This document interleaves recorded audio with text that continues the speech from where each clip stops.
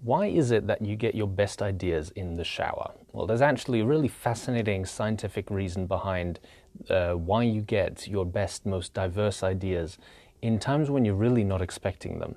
And unfortunately, usually not when you're at your desk or when you're really working on that challenging project where you really just wish those ideas would come to you at that moment's notice. Hi, I'm Nick Skillicorn from ideatovalue.com, and today I'm going to tell you why you get your best ideas in the shower.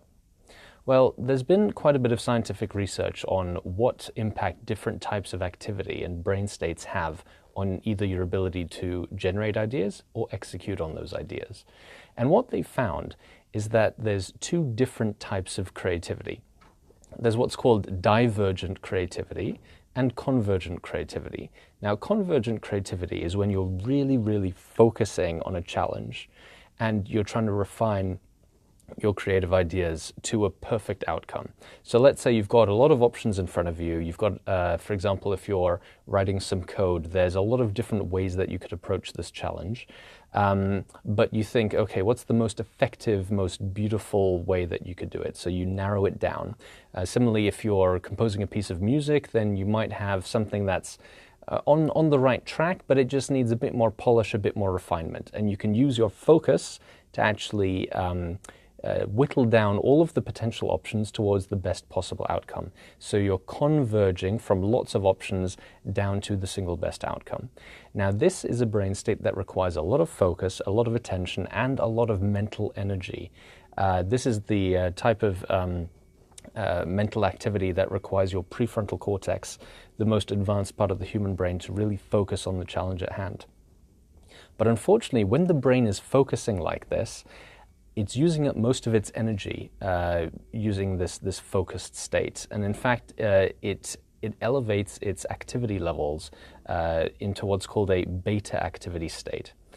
Now, on the other hand, if you want to have lots of divergent ideas, where you're generating lots of new original ideas, that requires the brain to let it have lots of new individual connections between pieces of knowledge which didn't previously have connections, effectively building new roots in between the networks of neurons that already exist within your brain. And if all of the mental activity is being taken up in a beta state by focusing using your prefrontal cortex, this doesn't allow the rest of the brain to as effectively just form new random connections. The random connections of divergent thinking, on the other hand, are actually facilitated when the brain is a bit less active. It's not in a beta state, it's in a slightly slower state called an alpha state. And alpha states are what your brain feels like when you've just woken up, or you're in a very relaxed state, when you're still a little bit groggy and you're not entirely able to focus. So that's why a lot of people feel like they get their best ideas in situations where they're not really focusing on anything, like when you're in the shower, or when you've just woken up in the middle of the night during dreams sometimes, or some people also say when they're out exercising, walking, doing chores, or any of those sorts of things. It's because your brain is no longer able to use up all of its energy focusing on a particular task, either because it's being distracted by something else, or because it just isn't at that high an activity level yet. It's not at that beta state. It's still in the slower alpha state. See, these states are a bit like heart rates. Your heart can beat quite slowly, but if you exercise, it elevates to a much faster rate. A beta activity state is a faster brain frequency than an alpha state.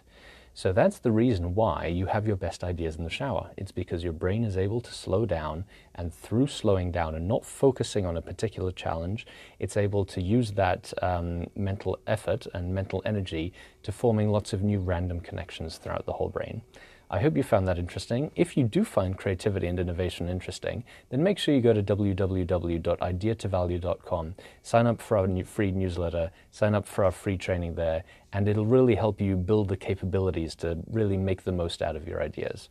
I've been Nick Skillicorn. Make sure you look at all of the other videos on innovation and creativity I've released, and like, share, and subscribe if you like it. I look forward to speaking again with you soon, and bye-bye for now. Thank you so much for listening. If you liked it, please like, share, and subscribe, and leave me a comment about what you thought and what you'd like to see more about. If you want to take your creativity and innovation capabilities to the next level, Then invest in yourself with the premium training only available at ideatovalue.com.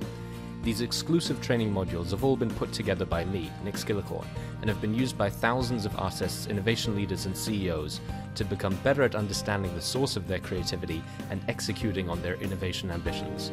And there is no risk to you, as they're backed by our money-back guarantee. Now, don't forget to go out there and make your ideas a reality. See you again soon.